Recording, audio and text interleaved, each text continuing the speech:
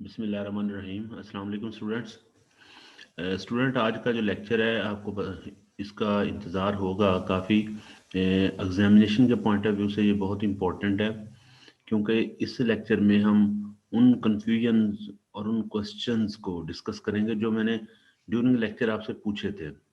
और आप लोगों ने व्हाट्सएप पर भी और इस तरीके से मुझे टाइम टू टाइम कहते रहे कि इन क्वेश्चन के आंसर बता दें। तो आज का लेक्चर जो है ये इन्हीं इन्हीं क्वेश्चंस के बारे में है। So listen carefully. और अगर आपके पास आपके सुनने के बाद भी आपके माइंड में कोई क्वेश्चन है तो आप ज़रूर मुझसे पूछिएगा। तो मैंने ये देखा है कि जो लेक्चर जो न्यूक्लियर फिजिक्स का कोर्स आपका इस मिड टर्म एग्जाम में इंक्लूड है, उसमें बेटे ये कुछ 5 टोटल लेक्चर्स हैं जिनमें इस तरह के क्वेश्चन पूछे गए हैं। वो 5 कौन कौन से हैं? उनमें एक है बेसिक्स ऑफ न्यूक्लियर फिजिक्स, दूसरे नंबर है binding energy and binding energy per nucleon, third है conservation laws in nuclear reaction, और फोर्थ है nuclear transmutation and type of nuclear reaction, और फिफ्थ लास्ट है Q value and threshold energy of nuclear reaction. तो हम इनको one by one देख लेते हैं। आप लोग सुने। सबसे पहले तो हम बात करते हैं फर्स्ट लेक्चर जो है बेसिक्स ऑफ न्यूक्लियर फिजिक्स। मैं डायरेक्ट वहाँ पे ही चलूँगा जहाँ पर क्वेश्चन आपसे पूछे गए हैं। अगर आप लोग देखें तो ये क्वेश्चन जो पूछा गया वो है पहला question, prove that the density of nucleus is 2 lakh ton per cubic millimetres.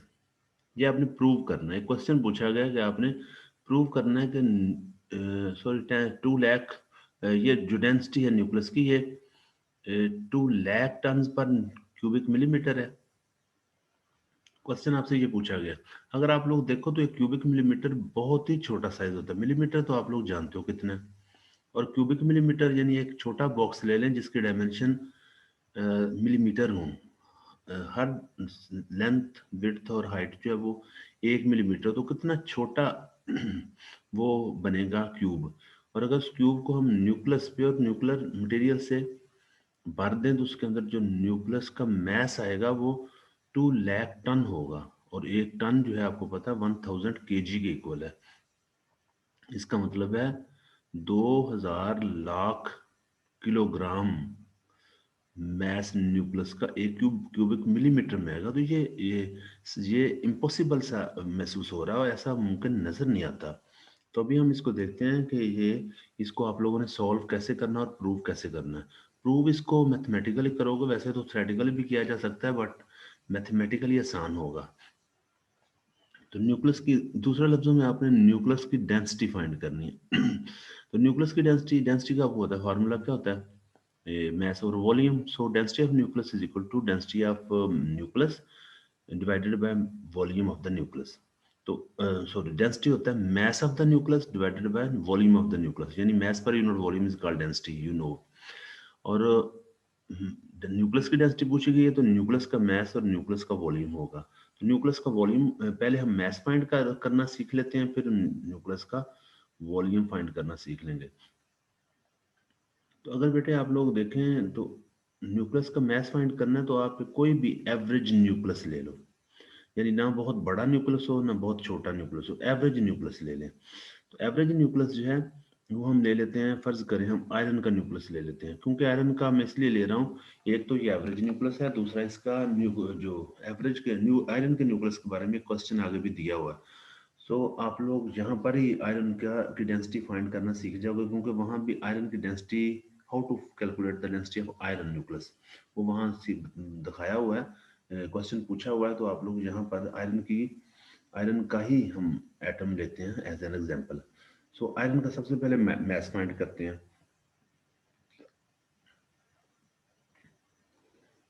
आपको पता है आयरन का मास जो है, एटॉमिक मास कितना होता है? 56। आयरन का एटॉमिक मास है 56। इट मींस आयरन के एटम न्यूक्लियस के अंदर 56 न्यूक्लियन है, जिनमें से 26 प्रोटॉन और 30 न्यूट्रॉन्स हैं। और ये प्रोटॉन और न्यूट्रॉन का हमें कैसे पता चला है कि हमें एटॉमिक मास का और एटॉमिक नंबर का पता होना चाहिए। एटॉमिक नंबर आयरन का 26 है, so it has 26 protons, and its atomic number is 56. So we can easily find the number of neutron from atomic mass if we know the number of protons. Now first we calculate the mass of iron nucleus. तो mass of iron find करना है तो बहुत आसान सा है कि 26 proton है और 26 को प्रोटॉन के मास से मल्टीप्लाई कर दें। यानी मास ऑफ प्रोटॉन आपको पता है 1.673 होता है, × 10⁻27 kg, और उसको मल्टीप्लाई अगर 27 से कर दें और उसमें ऐड कर दें 30 न्यूट्रॉन्स का मास, और एक न्यूट्रॉन का मास होता है 1.675 × 10⁻20 kg -27 kg। ये mass of proton, mass of neutron, mass of electron, ये आप लोगों को पहले मैंने लिखवाए हुए हैं, दिखाए हुए हैं। तो आप एक न्यूट्रॉन का जो मास है 1.675 × 10⁻27 kg, उसको आप मल्टीप्लाई कर दोगे 30 से, क्योंकि 30 न्यूट्रॉन है आयरन के न्यूक्लियस में। तो आप इस तरह आपको 30 न्यूट्रॉन का मास मिल जाएगा। 26 को मास ऑफ प्रोटॉन से मल्टीप्लाई करोगे तो 26 प्रोटॉन का मास मिल जाएगा, दोनों को ऐड कर दें तो आप लोग बड़ी आसानी से मास ऑफ न्यूक्लियस फाइंड कर सकते हैं, मास ऑफ आयरन न्यूक्लियस। तो पहले आपने mass of iron nucleus find करना है। जब मास फाइंड हो गया तो आप डेंसिटी की तरफ आ जाए। अब आप वॉल्यूम की तरफ आ जाए ताकि हम डेंसिटी को फाइंड कर कैलकुलेट कर सकें। तो आप वॉल्यूम जब आयरन के न्यूक्लियस का फाइंड करना है तो आपको पता है आयरन को न्यूक्लियस को हम एक स्फेरिकल ऑब्जेक्ट या स्फेरिकल पार्टिकल के तौर पे काउंट करते हैं या कंसिडर करते हैं। सो न्यूक्लियस का मास, वॉल्यूम ऑफ द न्यूक्लियस बिल्कुल वैसे ही कैलकुलेट करेंगे जैसे हम स्फीयर का वॉल्यूम कैलकुलेट करते हैं। और आपको पता है स्फीयर का वॉल्यूम होता है 4/3 πr³, और r यहाँ उसका रेडियस है, लेकिन रेडियस तो एटॉमिक नंबर के बढ़ने से चेंज होता है। तो आपने बात को समझना है, रेडियस अगर चेंज होता है एटॉमिक नंबर तो इसका रिलेशन क्या है। ये रिलेशन यहाँ ही आप लोगों को नजर आ रहा होगा, स्लाइड में दिखाया हुआ है कि r = r0 a⁻1/3, और r0 जो है ये कांस्टेंट वैल्यू, इसकी कांस्टेंट है और इसकी वैल्यू 1.12 × 10⁻15 मीटर्स, और a जो है वो 56 है। तो आप 56 की पावर 1/3 लें, इसको r0 से मल्टीप्लाई कर दें और इसका r³ ले लें, या ऐसे भी कर लें कि r की वैल्यू पुट कर दें r0 a⁻1/3। 1/3 जब 3 से कैंसिल होगा तो हमारे पास रिजल्ट आ जाएगा 4/3 πr0³ a। ऐसे भी लिख सकते हैं या डायरेक्ट भी फार्मूले में पुट कर दें, जैसे आपको आसान लगे कर लें, लेकिन इस तरीके से आप वॉल्यूम फाइंड कर सकते हो कि 4/3 πr0³ a, या फिर 4/3 πr जो है उसमें r की जगह r0 a⁻1/3 पुट कर दें और फिर क्यूब ले लें। और फिर a जो है आपको पता है आयरन के लिए 56 है, 56 की पावर 1/3 कैलकुलेटर से लेंगे और r0 से मल्टीप्लाई करके पावर³ ले लेंगे, पाई से मल्टीप्लाई करके 4/3 से मल्टीप्लाई कर दें, तो आप लोगों को आयरन के न्यूक्लियस का एक न्यूक्लियस, आयरन का जो न्यूक्लियस उसका वॉल्यूम मिल जाएगा। ये वॉल्यूम आप लोगों को मीटर्स में मिलेगा because you are taking r0 in meters. Femtometer में नहीं लेना, मीटर्स में लेना। तो आपको इसका वॉल्यूम जो है क्यूबिक मीटर्स में मिल जाएगा।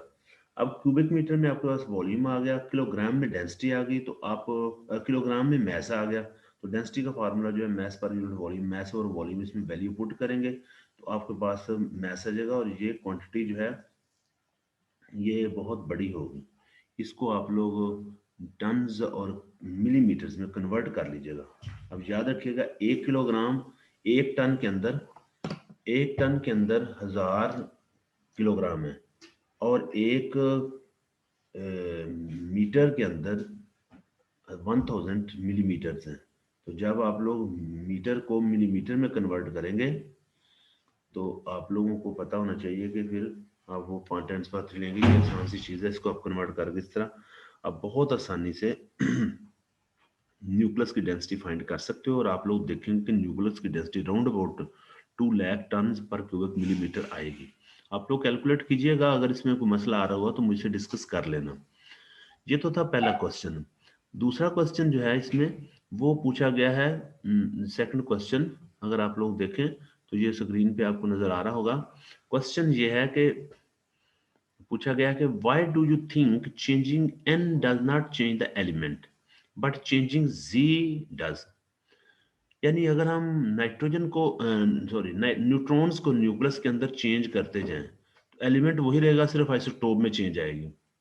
लेकिन अगर हम जी को चेंज कर दें तो एलिमेंट ही चेंज हो जाता है। क्वेश्चन ये है, तो क्या वजह है कि प्रोटॉन्स की वजह से ही एलिमेंट जो है वो उसमें चेंज आती है। मसलन आप लोग देखें, कार्बन के अंदर अगर 6 प्रोटॉन्स हैं, 6 प्रोटॉन्स हैं, और अगर उसमें एक प्रोटॉन ऐड कर दें तो उसका एटॉमिक नंबर 7 हो जाएगा, और 7 प्रोटॉन अगर मौजूद है न्यूक्लियस के अंदर तो वो नाइट्रोजन बन जाएगा, कार्बन नहीं रहेगा। जबकि अगर आप लोग एक न्यूट्रॉन ऐड करेंगे तो अगर वो कार्बन 12 है तो एक न्यूट्रॉन ऐड करने से वो कार्बन 13 बन जाएगा, और कार्बन रहेगा कार्बन, सिर्फ आइसोटोप नया बन गया। आप ये बात समझ रहे हैं ना? तो यही क्वेश्चन पूछा गया कि ऐसा क्यों होता है कि प्रोटॉन से जी को चेंज करने से एलिमेंट चेंज होता है, न्यूट्रॉन्स को चेंज करने से एलिमेंट चेंज नहीं होता।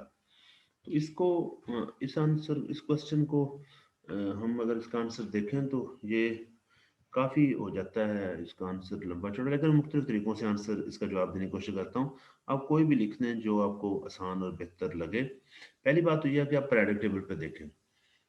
बात पीरियोडिक टेबल में जो एलिमेंट्स में चेंज आ रही है वो प्रोटॉन के हिसाब से आ रही है। यानी सबसे पहले हाइड्रोजन की बात करें तो हाइड्रोजन में एक प्रोटॉन है, हीलियम के अंदर 2 प्रोटॉन है, और इसका मतलब है जैसे जैसे प्रोटॉन ऐड होते जाते हैं according to periodic table element में चेंज आती जाती है।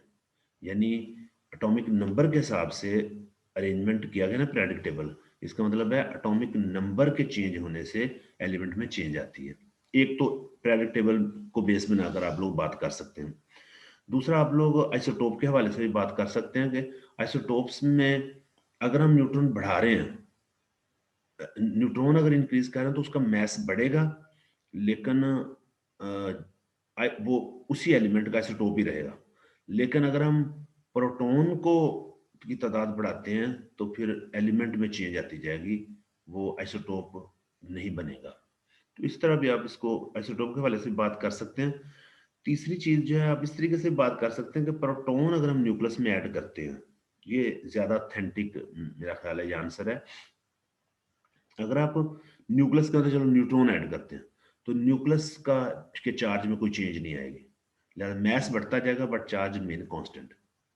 और अगर चार्ज कांस्टेंट है तो बाहर इलेक्ट्रॉन की तादाद, इलेक्ट्रॉन एक एटम जो है वो एटम न्यूट्रल होता है, और जितने न्यूक्लियस के अंदर न्यूक्लियस पर जितना चार्ज है, सराउंडिंग में इलेक्ट्रॉन पर इलेक्ट्रॉन भी उतने ही उसी हिसाब से आएंगे ताकि एटम न्यूट्रल हो सके। बात समझ लें जरा कि न्यूक्लियस के अंदर अगर प्रोटॉन फर्ज करें 10 है तो बाहर इलेक्ट्रॉन भी 10 रिवॉल्व करेंगे तो वो एक एटम बनेगा। 10 एटम होंगे ताकि 4 एटम न्यूट्रल हो, तो फिर वो एक एटम बनेगा। और अगर प्रोटॉन न्यूक्लियस के अंदर 11 होंगे तो बाहर इलेक्ट्रॉन भी 11 चाहिए। इसका मतलब है न्यूक्लियस में प्रोटॉन की तादाद बढ़ने से या जी के चेंज होने से बाहर इलेक्ट्रॉन में भी चेंज आती है।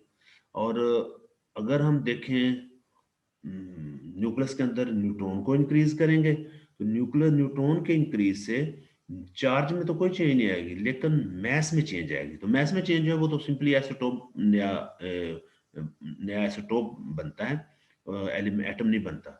सो न्यूट्रॉन के न्यूक्लियस में इजाफे से मैस में चेंज आएगी, नया आइसोटोप होगा। लेकिन प्रोटॉन ऐड करने से मैस के साथ साथ चार्ज में भी चेंज आएगी।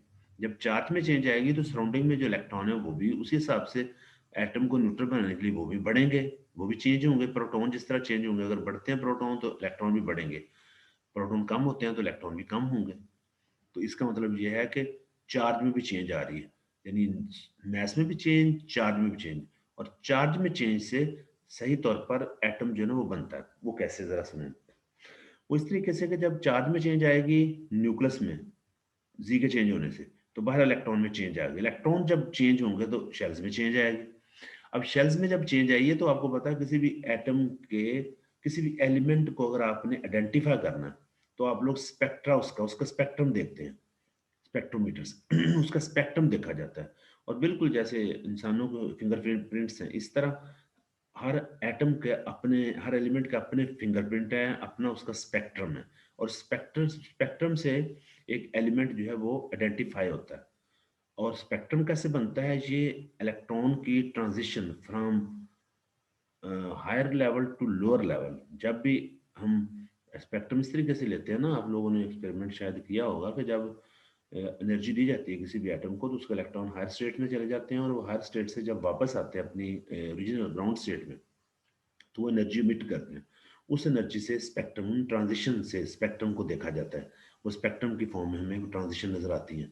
तो अगर ट्रांजिशन हर एलिमेंट की मुख्तलिफ है, तो जब जी आप चेंज करेंगे, मीन प्रोटॉन न्यूक्लियस में चेंज करेंगे, तो बाहर इलेक्ट्रॉन चेंज होंगे। इलेक्ट्रॉन चेंज हो गया, अगर इलेक्ट्रॉन पहले कार्बन था और कार्बन का एटम में इलेक्ट्रॉन 6 थे, और जब हमने न्यूक्लियस कार्बन के न्यूक्लियस में एक प्रोटॉन ऐड कर दिया, तो वो नाइट्रोजन का एटम न्यूक्लियस बन गया, और बाहर इलेक्ट्रॉन भी फिर साथ आएंगे एटम को न्यूट्रल बनाने के लिए। सात एटम को जब सात एटम वाला जो एटम है, जब उसको हीट अप करेंगे और उसकी ट्रांजिशन को देखेंगे, तो एग्जैक्टली मैच करेंगे with the transition spectrum of nitrogen. So हम कहेंगे कि अब एटम जो है वो चेंज हो गया। न्यूक्लियस के चेंज होने से बाहर इलेक्ट्रॉन जो है उनकी तादाद में चेंज नहीं आती, सो ट्रांजिशन भी वही रहेंगी और स्पेक्ट्रम भी वही रहेगा, और एटम जो है वो कार्बन का ही रहेगा। लेकिन अगर प्रोटॉन के ऐड करने से बाहर इलेक्ट्रॉन जो है वो उनमें चेंज आएगी, तो फिर ट्रांजिशन या स्पेक्ट्रम में भी चेंज आएगी। तो इस तरीके से आप लोग आइडेंटिफाई कर सकते हो with the help of by changing of G. और हम कह सकते हैं कि जी के चेंज करने से फिर एलिमेंट जो है वो चेंज हो जाता है। नेक्स्ट एक और क्वेश्चन जो है वो बिल्कुल अभी मैंने बात की थी, वो कहें common iron nuclei have mass number of 56 है एएमयू। यानी जो आयरन के न्यूक्लियाई हैं, कॉमन न्यूक्लियस है, यहाँ पर न्यूक्लियाई नहीं, जो आयरन का न्यूक्लियस उसका मास 56 एएमयू है। और आप इस 56 से आप लोग रेडियस फाइंड करें, मास फाइंड करें, डेंसिटी फाइंड करें आयरन की। तो बड़ा आसान, रेडियस फाइंड करना है तो वही R is equal to R naught A की पार, वही फार्मूला जो है आर नॉट ए की पार 1/3।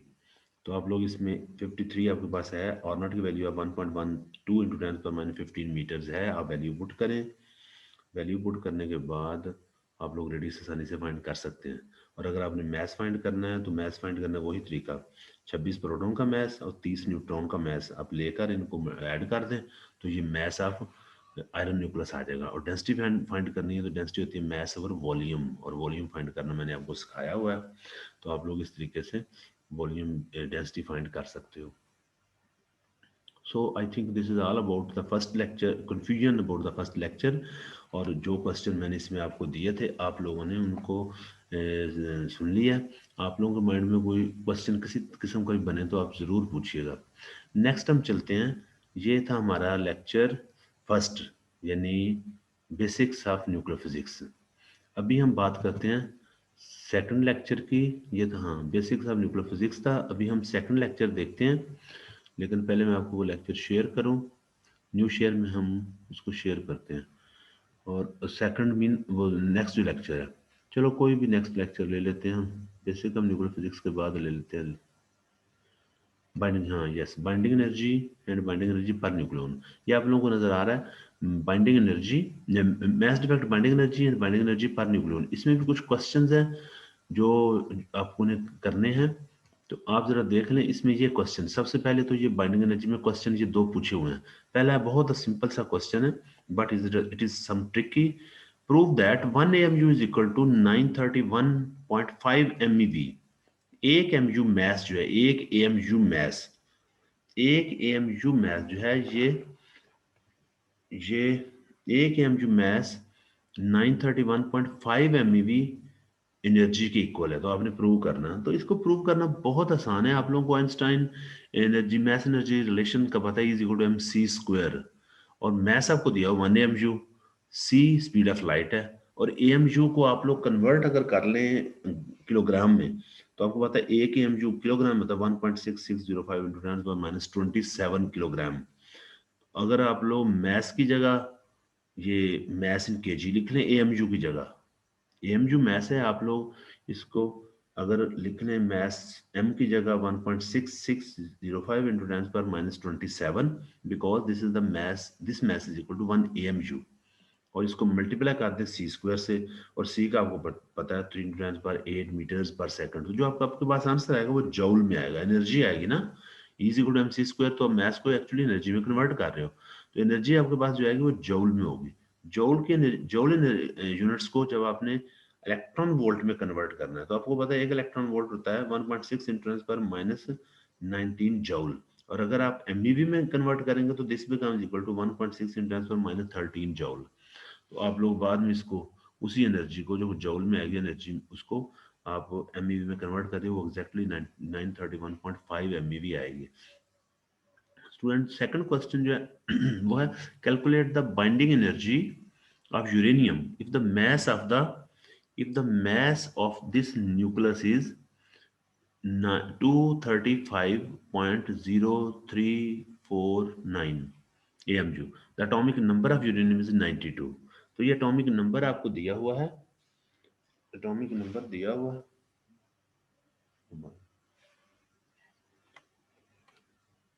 एटॉमिक नंबर अगर आप लोग देखें तो एटॉमिक नंबर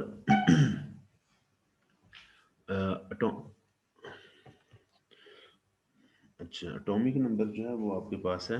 अगर आप लोग देखें आपने बाइंडिंग एनर्जी कैलकुलेट करनी है तो बाइंडिंग एनर्जी का फार्मूला ये ऊपर ही आपको स्लाइड में नजर आ रहा है कि G into M P plus M E plus 1 A minus ji M N minus mass of atom C square.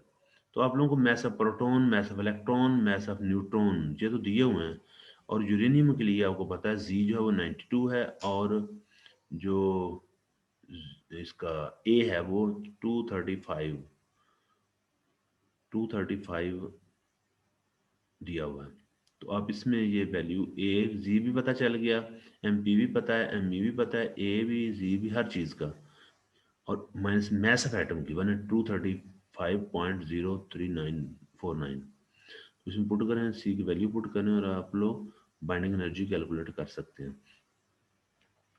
तो इस तरीके से आप लोग एनर्जी को इस बाइंडिंग एनर्जी इसी फार्मूले की मदद से कैलकुलेट कर सकते हैं। इसके बाद और क्वेश्चन मेरा ख्याल है कोई और, हाँ ये क्वेश्चन दिए हुए हैं। ये क्वेश्चन ये 3 क्वेश्चन है, लेकिन नंबरिंग 1 to 4 लिखी है, लेकिन ये 3 क्वेश्चन है। पहला calculate binding energy mass and binding energy पर न्यूक्लियन ऑफ He। तो बिल्कुल जैसे आप लोग यूरेनियम की बाइंडिंग एनर्जी कैलकुलेट करोगे बिल्कुल वैसे ही आप लोग बाइंडिंग एनर्जी कैलकुलेट कर सकते हैं हीलियम 4 की। और हीलियम 4 अगर आप लोग देखें तो यहाँ पर ये न्यूक्लियस हीलियम का दिया हुआ है। तो अगर न्यूक्लियस दिया हुआ है तो एटम के मैस की जरूरत नहीं है। आप क्या करेंगे, आप बड़ी आसानी से देखो, आप ये लेने की जरूरत नहीं, अब मैस फाइंड करना है पहले, तो मैस डिफेक्ट फाइंड करना है। मैस मैस क्वेश्चन में पूछा है, अगर आप देखें क्वेश्चन है calculate mass and binding energy पर न्यूक्लियन। मैस फाइंड करना है और फिर बाइंडिंग एनर्जी, असल में ये मैस नहीं, this is mass defect, mass defect find करना है। तो मैस डिफेक्ट का फॉर्मूला जो है वो होगा Z into M P plus M E plus A minus ji M N. Mass of proton, electron और न्यूट्रॉन ये आपको पता है, ए 4 है और जी आपको पता है हीलियम के लिए 2 है। यहाँ पर चूंकि न्यूक्लियस एटम का मैस नहीं दिया हुआ, इट मीन्स हम न्यूक्लियस से ही मैस डिफेक्ट फाइंड करेंगे। तो आप यहाँ पर वो वैल्यू पुट करेंगे, आपके पास मैस आ जाएगा। आई एम सॉरी, मैस उन्होंने कहा है, एटम का मैस नहीं दिया हुआ, सो मैस डिफेक्ट नहीं फाइंड करना, ठीक है। मैस डिफेक्ट नहीं फाइंड करना आप लोगों को, आपने फाइंड करना है सिर्फ मैस। तो इसी फार्मूले को यूज करते हुए, इस फार्मूले को यूज करते हुए इतने को आप लोग मैस फाइंड कर लेंगे। अगर एटम का मैस दिया होता तो हम मैस डिफेक्ट भी फाइंड कर सकते थे। सो हम सिर्फ इस फार्मूले से मैस फाइंड करेंगे, और बाइंडिंग एनर्जी उन्होंने कहा हुआ है बाइंडिंग एनर्जी भी फाइंड करें। तो ये थोड़ा सा है, इसको binding energy and binding energy per nucleon, अच्छा बाइंडिंग एनर्जी पर न्यूक्लियन पूछा हुआ है। मैस ऑफ हीलियम, यहाँ पर इसमें इस क्वेश्चन में हीलियम का मैस देना जरूरी था, क्योंकि हीलियम एटम का वो नहीं दिया हुआ तो बस इसको छोड़ दें, ये इनकम्प्लीट है। क्योंकि इसमें हीलियम के एटम का मैस जरूरी था, वो नहीं दिया हुआ तो हम मैस डिफेक्ट से बाइंडिंग एनर्जी फाइंड होती है। तो चूंकि मैस डिफेक्ट फाइंड नहीं हो सकता विदाउट मैस ऑफ एटम, सो हम इसको इग्नोर करेंगे। नेक्स्ट क्वेश्चन है hypothetical nucleus has mass number of 200, what type of nuclear reaction it shows, what type of nuclear reaction it shows to stabilize itself, explain। ये एक कोई भी nucleus हमारे पास जिसका मैस नंबर 200 है, तो ये किस तरह का न्यूक्लियर रिएक्शन जो है वो ट्रेंड, किस न्यूक्लियर रिएक्शन का ये ट्रेंड रखेगा अपने आप को स्टेबलाइज करने के लिए।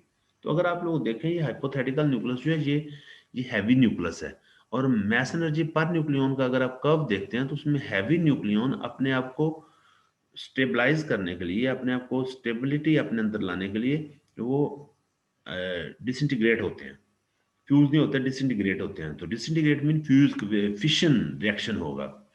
फिशन रिएक्शन होगा, ये हैवी न्यूक्लियस टूट जाएगा, और टूटने से जो इसके पार्ट्स होंगे, जो इसके कंपोनेंट बनेंगे, वो फ्रेगमेंट्स जो हैं वो स्टेबल होंगे as compare to this nucleus, hypothetical nucleus.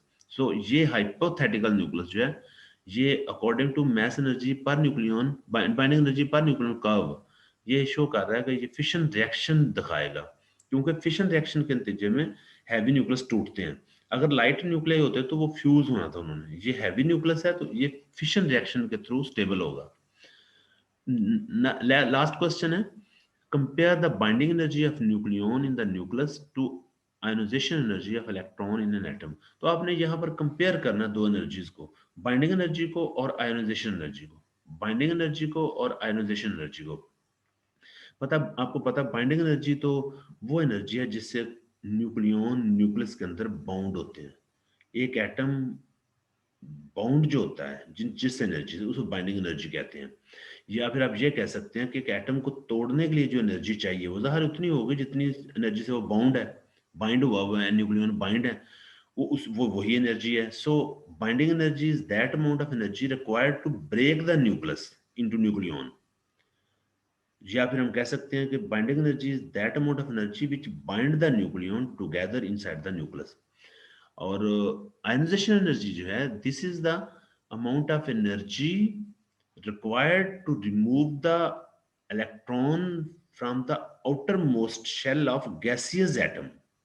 यानी आपके पास एक एटम जो गैसियस फॉर्म में है, तो उसके आउटरमोस्ट शेल से एक इलेक्ट्रॉन निकालने के लिए जितनी एनर्जी उसे देंगे वो आयोनाइजेशन एनर्जी है।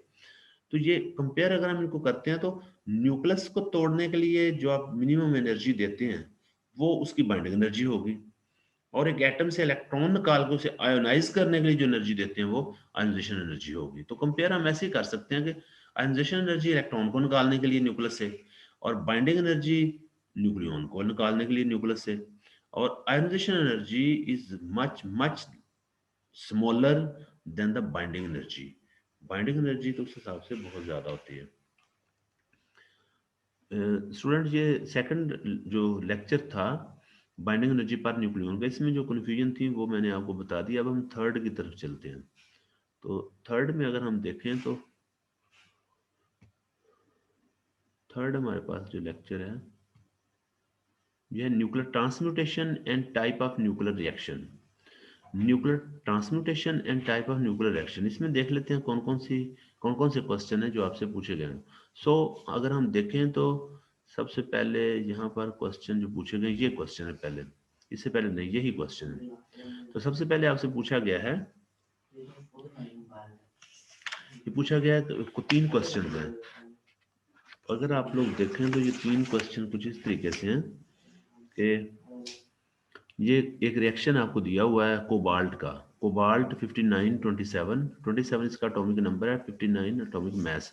तो ये कोई भी प्रोजेक्टाइल से स्ट्राइक करेगा, यानी प्रोटॉन है प्रोजेक्टाइल इन दिस केस, और न्यूट्रॉन ये इमिटेड पार्टिकल है, और ये रेजिडुअल न्यूक्लियस जो बाकी रह जाएगा वो है। What is the product of the reaction, इसका प्रोडक्ट क्या होगा, हमें नजर आ रहा है कि कोबाल्ट के साथ प्रोटॉन है, और ये रेजिडुअल न्यूक्लियस का न्यूट्रॉन है। तो न्यूट्रॉन का तो हमें पता है, प्रोटॉन 1 1 होता है, यानी एटॉमिक नंबर भी 1, एटॉमिक मास 1। न्यूट्रॉन जो है इसका एटॉमिक नंबर 0, एटॉमिक मास 1 होता है, यानी न्यूट्रॉन जो है ये 0 1 होता है, 0 1। Neutron 0 1, proton 1 1। यानी प्रोटॉन को जब लिखते हैं ना तो आपको पता है सबस्क्रिप्ट में भी 1 लिखते हैं और सुपरस्क्रिप्ट में भी 1, बिल्कुल ऐसे ही। यहाँ पर ये प्रोटॉन है, ये प्रोटॉन है, ये H के साथ नीचे 1 ऊपर 1, तो ये प्रोटॉन P लगा लें, ये H लगा लें, और न्यूट्रॉन ये लिखा हुआ है। तो बिल्कुल हमें प्रोटॉन और न्यूट्रॉन लिखेंगे तो जब हम रिएक्शन को एक इक्वेशन फॉर्म में लिखेंगे तो रिएक्टेंट तो हमें पता चल रहे हैं, एक कोबाल्ट है प्लस एक प्रोटॉन, और अगर आप देखें कोबाल्ट का एटॉमिक मास 59, प्रोटॉन का एक मिला के एटॉमिक मास मिला के तो ये 60 हो जाएगा। और अगर हम एटॉमिक नंबर की बात करें तो कोबाल्ट का 27 और एक प्रोटॉन का मिला के 28। तो हमें एटॉमिक नंबर और एटॉमिक मास रिएक्टेंट्स के पता चल गया। प्रोडक्ट की तरफ आ जाते हैं। प्रोडक्ट में न्यूट्रॉन का एटॉमिक मास तो 1 है। अब एटॉमिक जो और एटॉमिक नंबर 0। तो जब एक्स के साथ देखेंगे तो आपको पता है न्यूक्लियन नंबर जो होते हैं वो दोनों साइड पे सेम होते हैं। सो एटॉमिक नंबर और मास नंबर का सम दोनों साइड पे वो सेम होगा।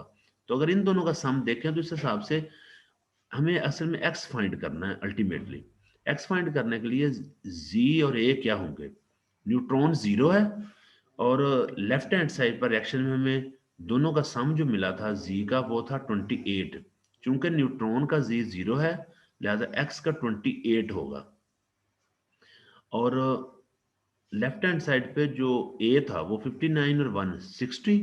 और राइट हैंड साइड पे न्यूट्रॉन का 1 और इसका 59 आएगा। तो ये बनेगा 28। जी होगा 28 और ए होगा 59। 28 59 28 59 28। अब सोचना ये पड़ेगा आप लोगों को कि 28 which element which atom has 28 atomic number.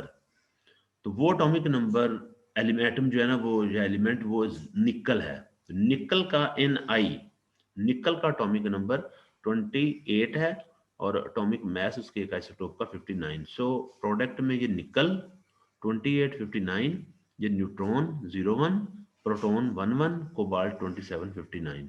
तो आप इस तरह एक इक्वेशन फॉर्म में इस रिएक्शन को लिख सकते हैं। प्रोडक्ट भी आपको मुकम्मल मिल गया। सेकंड क्वेश्चन पूछे विच इक्वेशन रिप्रेजेंटेड ट्रांसम्यूटेशन रिएक्शन। ये 4 रिएक्शन दिए हैं इसमें ट्रांसम्यूटेशन कौन सा शो कर रहा है। तो क्या सारे नहीं शो कर रहे। विच इक्वेशन रिप्रेजेंट्स कौन सी करती है। शायद ट्रांसम्यूटेशन एक ही कर रही है शो कर रही है। तो हम उसको देख लेते हैं। ट्रांसम्यूटेशन आपको पता है एक न्यूक्लियस का दूसरे न्यूक्लियस में कन्वर्ट होना। तो this is called nuclear transmutation. तो पहला रिएक्शन तो ट्रांसम्यूटेशन शो नहीं कर रहा बिकॉज लेफ्ट हैंड साइड पे हमारे पास न्यूक्लियस है वो यूरेनियम 239 का आइसोटोप है और प्रोडक्ट में भी वो यूरेनियम वही रहा और सिर्फ गैमा रेडिएशन निकल रही है। तो अगर गैमा रेज एमिट हो रही है लेकिन न्यूक्लियस में चेंज नहीं आ रही तो न्यूक्लियस जो है वो वही है, किसी और एलिमेंट का न्यूक्लियस नहीं बन रहा, तो ये ट्रांसम्यूटेशन नहीं है। सो पहला तो ट्रांसम्यूटेशन शो नहीं कर रहा। दूसरा जो है कार्बन से कन्वर्ट हो गया नाइट्रोजन में, ये ट्रांसम्यूटेशन है। बाकी दोनों को चेक कर लेते हैं। बाकी दोनों में देखें तो ये है ethane, I am sorry propane. ये प्रोपेन है, this is organic compound propane. Hydrocarbon है प्रोपेन। और जब हम इसकी ऑक्सीडेशन कंबशन करते हैं हवा में इसको जलाते हैं तो ये कार्बन डाइऑक्साइड और वाटर पैदा करती है। सो this is a type of chemical reaction. ये हमारे पास वो नहीं है, एक न्यूक्लियर रिएक्शन तो ये है ही नहीं। सो हम इसको इग्नोर करेंगे। नेक्स्ट जो है वो कैटलिस्ट की मौजूदगी में ये चेन रिएक्शन, ये पॉलीमराइजेशन का रिएक्शन है। यानी ये हाइड्रोकार्बन जो है ये ये है इथीन। इथीन अगर देखें तो उसमें उसकी पॉलीमराइजेशन हो रही है। उसके अगर हम एटम लेते हैं, एक मॉलिक्यूल लेते हैं, कैटलिस्ट की मौजूदगी में वो पॉलीमराइज हो जाएंगे। तो ये भी एक हाइड्रोकार्बन का केमिकल रिएक्शन है। तो आखिरी दोनों केमिकल रिएक्शन है, हम इन्हें इग्नोर करेंगे। फर्स्ट जो है उसमें चूंकि ट्रांसमुटेशन हो ही नहीं रही क्योंकि न्यूक्लियस जो लेफ्ट हैंड साइड पे था वही राइट हैंड साइड पे है। गैमा रेडिएशन के एमिट होने से उसकी एनर्जी में थोड़ी सी चेंज आ रही है but nucleus nature of the nucleus remain constant, nature of isotope remain constant, remain same. तो हम कह सकते हैं कि सेकंड जो है उसमें ट्रांसमुटेशन हुई है from carbon to nitrogen. So this is a second is a nuclear is a transmutation. Second reaction shows represent transmutation. Next question जो है थर्ड वो है which nuclear reaction represent a natural transmutation. Natural transmutation वो होती है जिसमें हम bombardment ना करें, न्यूक्लियस इटसेल्फ कन्वर्ट हो जाए किसी और न्यूक्लियस में, बम्बार्डमेंट से ना हो। तो अगर आप लोग देखें पहले रिएक्शन में प्रोटॉन की बम्बार्डमेंट की ब्रिलियम पर हो जो लिथियम में कन्वर्ट हो गया। दूसरे रिएक्शन में अल्फा पार्टिकल की बम्बार्डमेंट की एल्यूमिनियम पर वो फास्फोरस में कन्वर्ट हो गया। तीसरे रिएक्शन में अल्फा पार्टिकल की बम्बार्डमेंट हुई नाइट्रोजन पर और वो ऑक्सीजन में कन्वर्ट हो गया।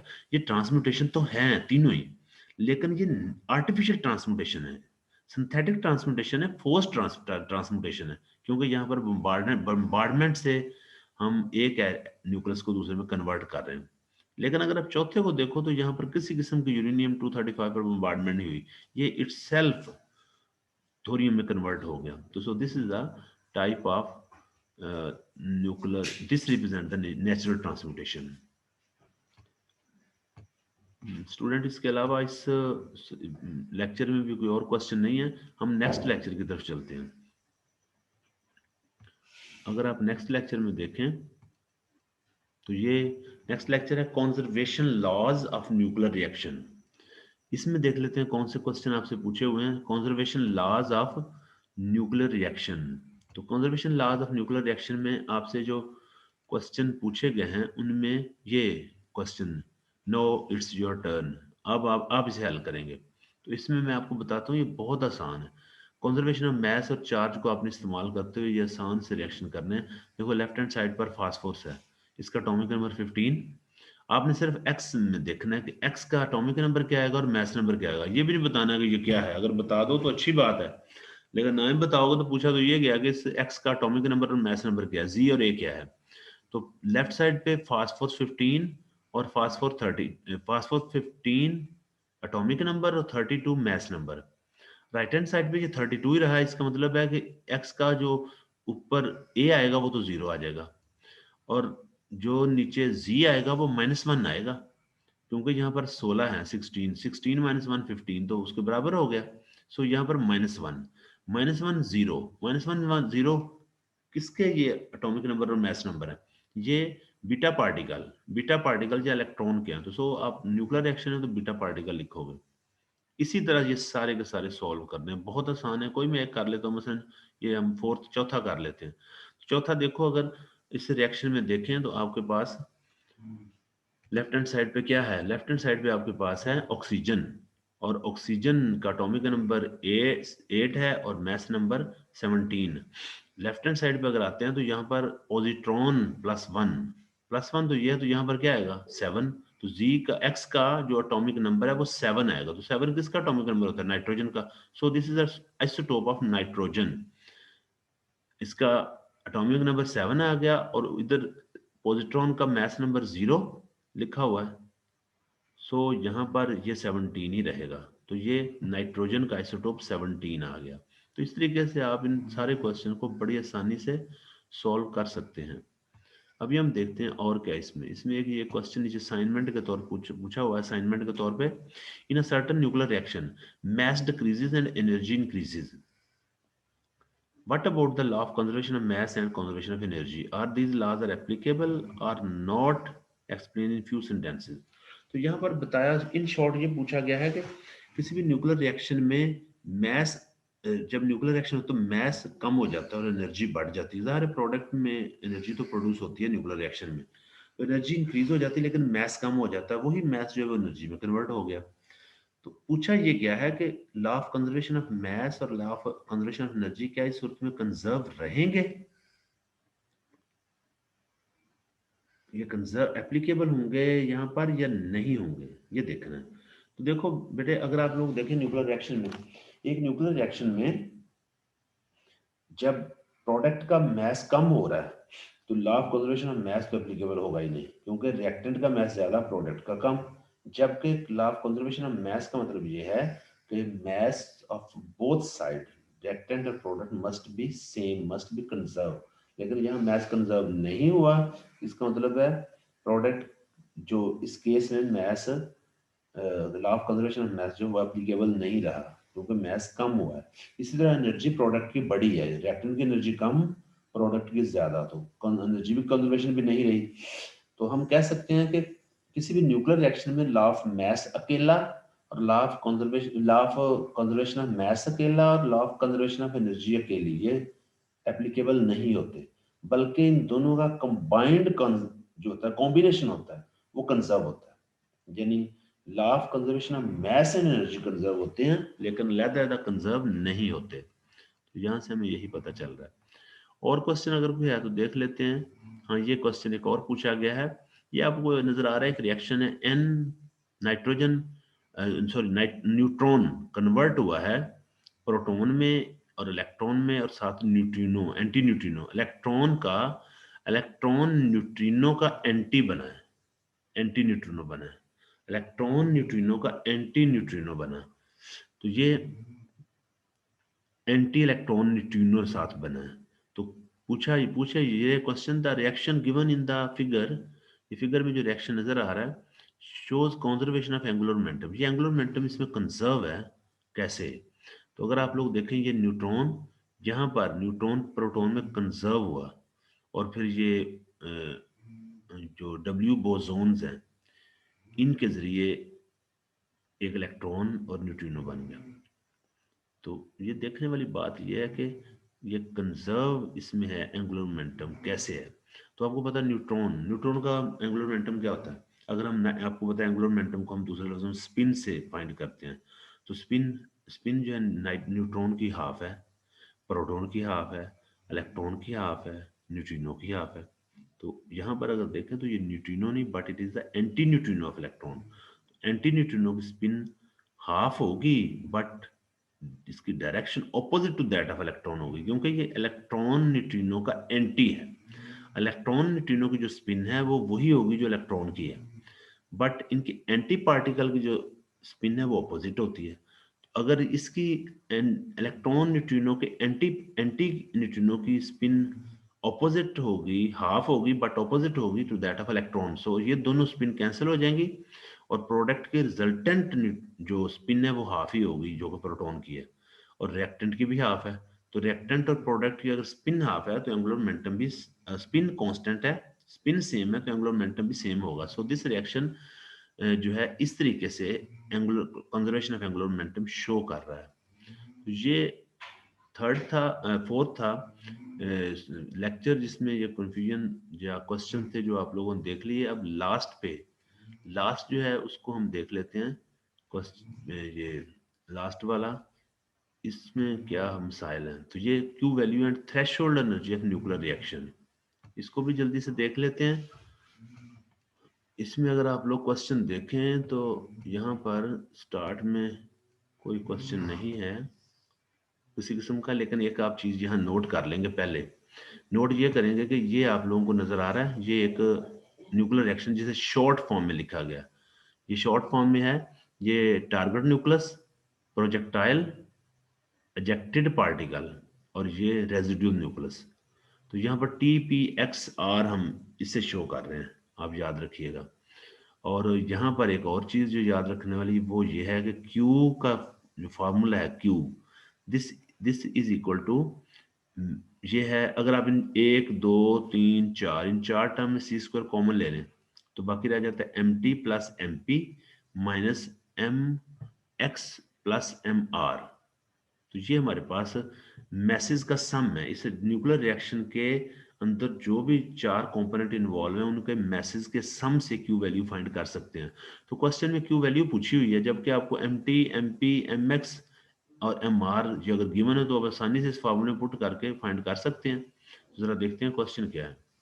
स्टूडेंट अगर आप लोग देखो तो क्वेश्चन हमारे पास है ये, find the Q value of reaction. Reaction दिया हुआ है, न्यूट्रॉन की बम्बार्डमेंट यूरेनियम 235 पर, क्रिप्टॉन बना 91 और बेरियम बना 131, और साथ दो न्यूट्रॉन मिट हुए। तो क्यू क्यू वैल्यू एनर्जी भी मिट हुई, तो ये एनर्जी हमने फाइंड करनी है। और एनर्जी से एनर्जी का फार्मूला क्या है ये आप लोगों को मैंने अभी बताया कि Q is equal to MT plus MP minus MX plus MR, और बाहर सी स्क्वायर आएगा, सी स्क्वायर तो सारों के साथ कॉमन है।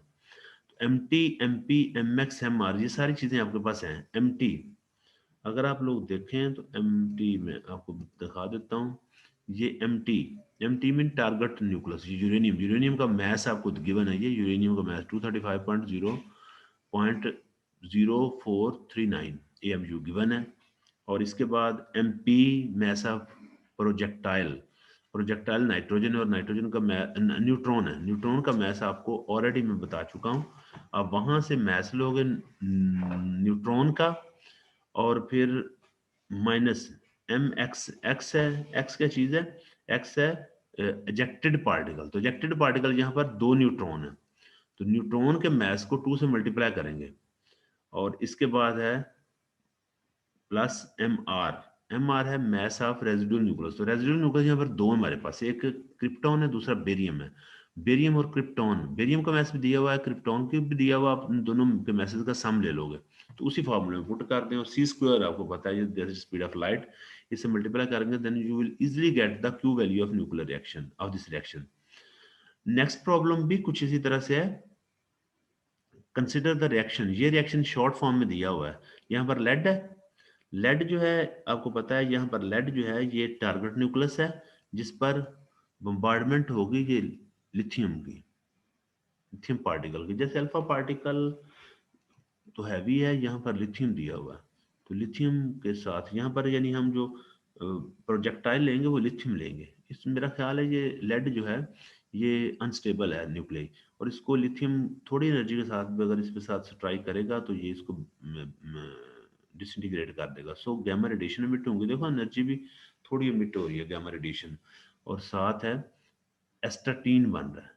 तो अगर आप लोग वही फार्मूला लगाएंगे जो क्यू वैल्यू का है, calculate the Q value of nuclear reaction की, Q value is equal to M T plus M P minus M X plus M R, तो अगर आप लोग देखें तो एम टी टारगेट न्यूक्लियस का मैस हमें दिया हुआ है, प्रोजेक्टाइल का भी दिया हुआ है, इसमें से माइनस कर देंगे सम ऑफ द मैस, यहाँ पर अगर आप लोग देखें तो यहाँ पर एक्स जो एजेक्टेड पार्टिकल गैमा रेडिएशन है, और गैमा रेडिएशन इनके हिसाब से गैमा रेडिएशन का मैस ना होने के बराबर है, सो वो हम यहाँ काउंट नहीं करेंगे, हम सिर्फ एस्टाटीन का मैस जो है उसको माइनस कर देंगे और हमें क्यू वैल्यू मिल जाएगी।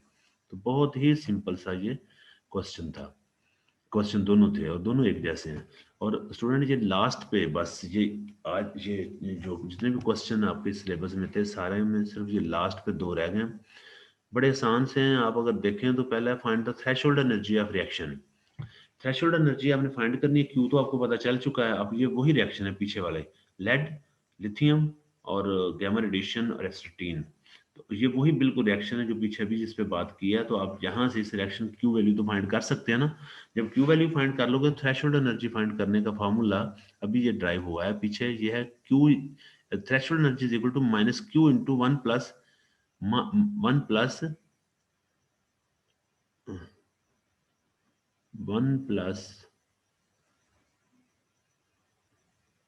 एम पी, यही M P over M T, बिल्कुल यही है, minus Q into one plus M P over M T, Q तो क्यू वैल्यू आपको कैलकुलेट करना आ गई आपको, एम पी ये मैस ऑफ प्रोजेक्टाइल है और M T is the mass of target, तो इसमें आप लोगों को मैस प्रोजेक्टाइल का भी दिया हुआ है, टारगेट का भी दिया हुआ है, प्रोजेक्टाइल का मैस लिथियम का मैस लेना है और टारगेट का मैस लेड का मैस लेना है, तो इसको और क्यू वैल्यू आपने पहले कैलकुलेट की है तो वहां पर ये वैल्यू पुट करके आसानी से थ्रेशोल्ड एनर्जी फाइंड कर सकते हो।